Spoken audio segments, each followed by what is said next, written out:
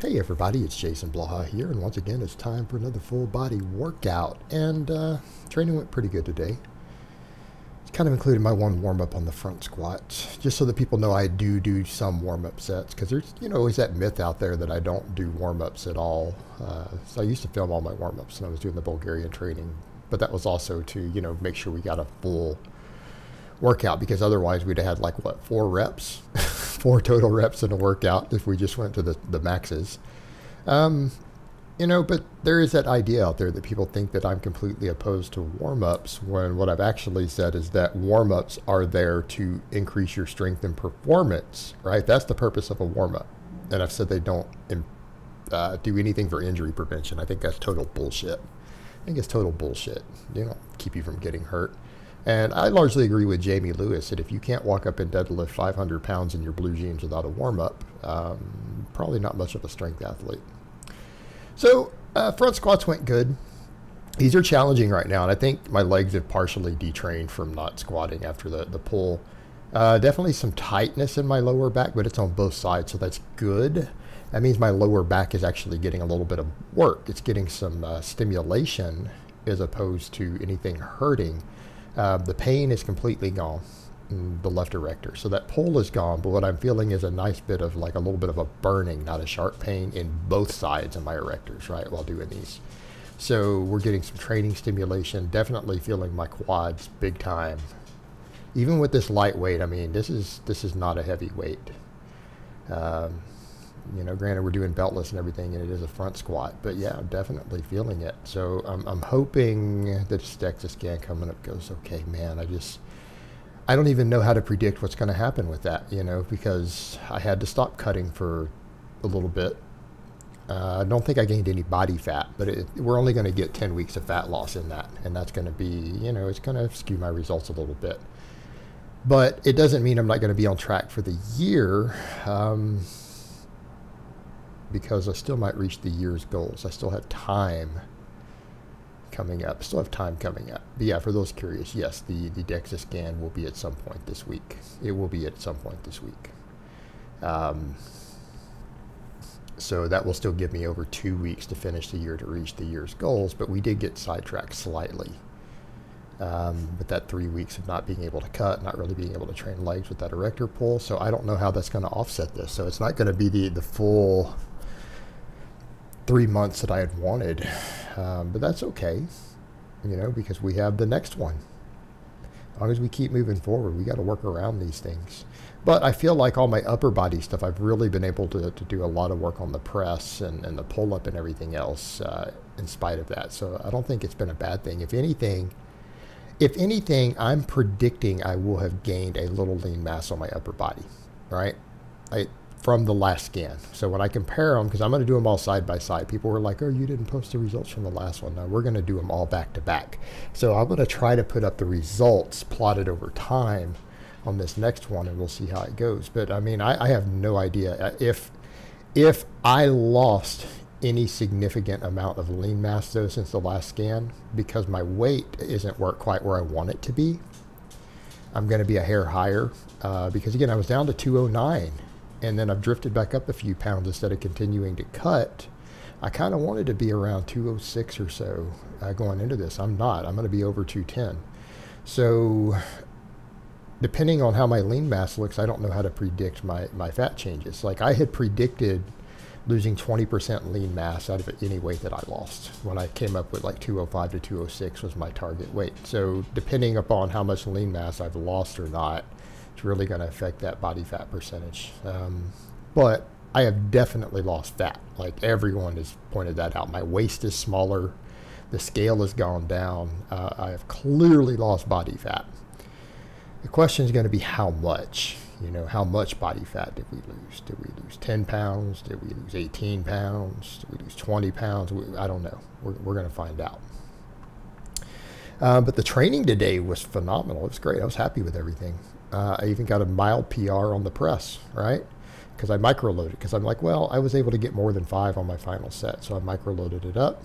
Everything else was the same as last workout, though, but including that pull-up PR. Because I'm like, well, if I could do it last time, if I did it on Monday, I can replicate it today, right? But the front squats and the floor press were the same. Try to get a nice good dead stop though on these floor presses. I wanted a little more control. I felt they looked slightly sloppy on the last session. I know some people be like, "Are you kidding? That's not sloppy." Meaning, I wanted the elbows to touch. I wanted the triceps to touch the floor at roughly the same time. I felt like they were a little staggered last time. So I wanted to make sure it comes to a dead stop, right? And there's still that little bit of bounce in the bar, left to right there. But that's also because I'm hitting a rubber floor. And again, floor press is what it is. But happy with them overall. I didn't want to try to do an AMRAP to see if I could grind out a 5th rep on the last one, though. I wanted to save that for my pressing. Like my press is really more important to me right now, and I think you need to watch doing an AMRAP for 2 different exercises in the same session that use the same muscles. So I wanted to leave a little bit in the tank for that. So if I'm going to go all out, I want it to be on the press instead of the chest type pressing. But the pull-ups, yeah, I replicated the performance again, right? I replicated it. So on that last set, I managed to squeeze out a 6th one again. So pretty happy with that. And all in all, I mean, other than the posterior chain maybe being slightly neglected, which again, I'm slowly working the light deadlifts back in. This is a complete workout. I mean, again, other than hamstrings and glutes, I don't think you can argue that every muscle in the body isn't being effectively trained, and you're getting stronger with a setup like this. Doing roughly 3x5 on beltless front squats, floor press, close grip floor press at that, weighted pull-ups from a dead hang, and then the press. I mean, every muscle in your body's been worked.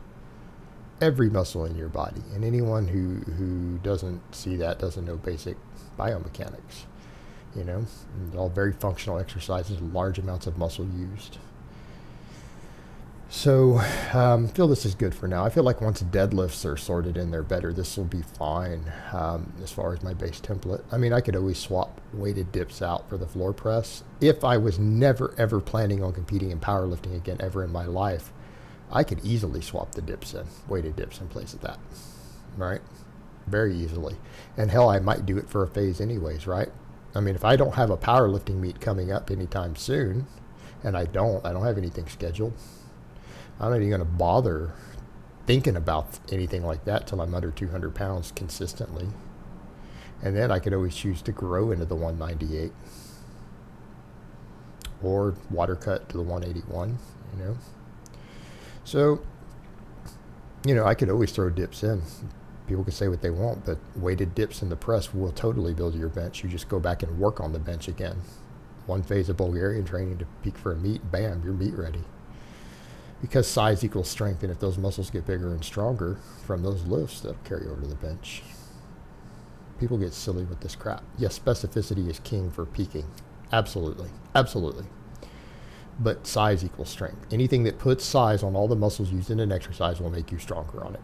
Anyone arguing otherwise is ignorant and has no business giving you training advice if they don't understand that size equals strength. Strength comes purely from your personal leverages, your muscle mass, and your neuromuscular efficiency, which that efficiency can be trained in one peaking cycle, right? You can turn an extremely strong weighted dip into a strong bench press in 10 to 12 weeks. So, but the press, I micro-loaded up, threw my microplates on, and replicated Monday's sets. So we got to that 6th rep on the last set, which is good. That means we might consider another bump, right? Might go ahead and go up another 2.5 pounds next time. We'll see. In spite of the fact I'm in a caloric deficit, at this point with the front squats added back into leg training, I should easily be in a deficit right now. Scale hadn't really moved down, but it's just kind of chilling. I'm training fasted in a deficit, but I'm gaining a little bit of pressing strength, so I'm not going to complain. We'll see how it pans out on the DEXA scan. I feel like I'm thicker and fuller, though. Getting a lot of intermuscular water gains. So that's a good thing. Like, I feel like my triceps and stuff, they just feel fuller, and they're cramping a bit from training. So that's probably a good thing. So, yeah, got my 6th rep on this one, finishing up the day. So I hope it's been informative. I will talk to you guys next time, and we can watch this set finish out.